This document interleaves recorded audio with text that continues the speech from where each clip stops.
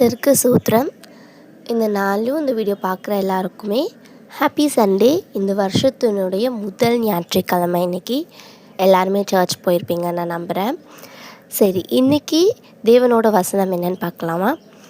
யாத்ராகமம் 33வது அதிகாரம் 14வது வசனம். என் சமூகம் உனக்கு முன்பாக செல்லும், நான் உனக்கு இளைப்பாறுதல் தருவேன் என்றார்.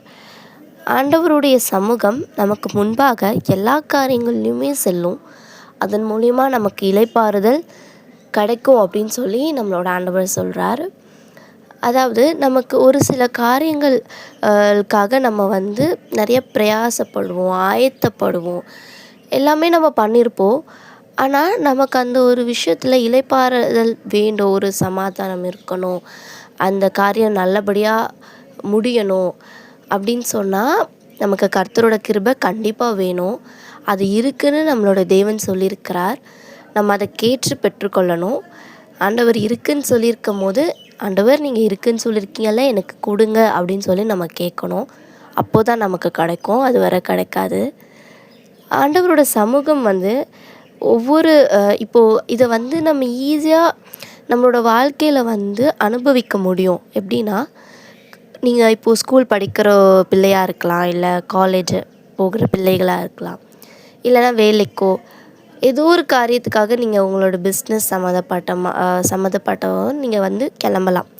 காலையில் நீங்கள் எங்கே கிளம்புறதுக்கு முன்னாடியும் நீங்கள் ஒரு நிமிஷமாவது கண்ணை மூடி, ஆண்டவரே நான் அந்த காரியத்துக்காக போகிறேன், என்னோடு நீங்கள் இருங்க, எனக்கு முன்னாடி நீங்கள் போய் எனக்கு தடையாக இருக்கிற காரியங்களெல்லாம் விலக்கி போடுங்கன்னு சொல்லி ஒரு சின்னதாக ஒரு கண்ணை மூடி நீங்கள் ஆண்டவர்கிட்ட பேசிட்டு போங்க. ஜெபம்னு கூட கிடையாது. ஜெபம்னே நிறைய பேர் அப்படியே ஃபார்மாலிட்டியாக பண்ணணும் அப்படிலாம் நினைக்கிறாங்க. அப்படியெல்லாம் கிடையாது. கண்ணை மூடி ஆண்டவரோட நீங்கள் பேசுகிறதுக்கு பேர் தான் ஜெபம். நீங்கள் பேசிட்டு சொல்லிட்டு போங்க.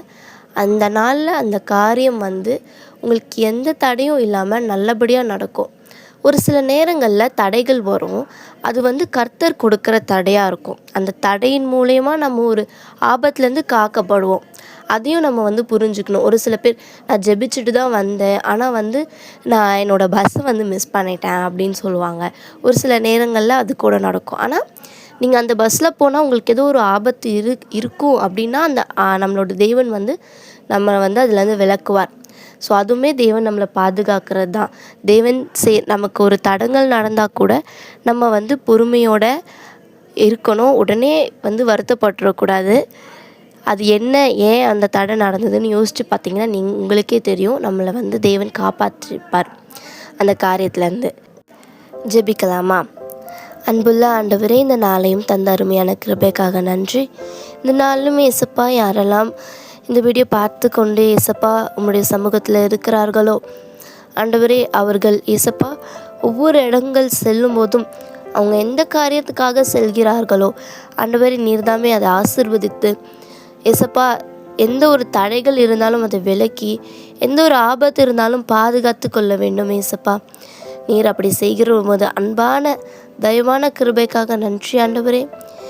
இயேசுவின் நாமத்தின் மூலம் ஜெபிக்கிறேன். ஜெபம் கேளும் நல்ல பிதாவே. ஆமேன்.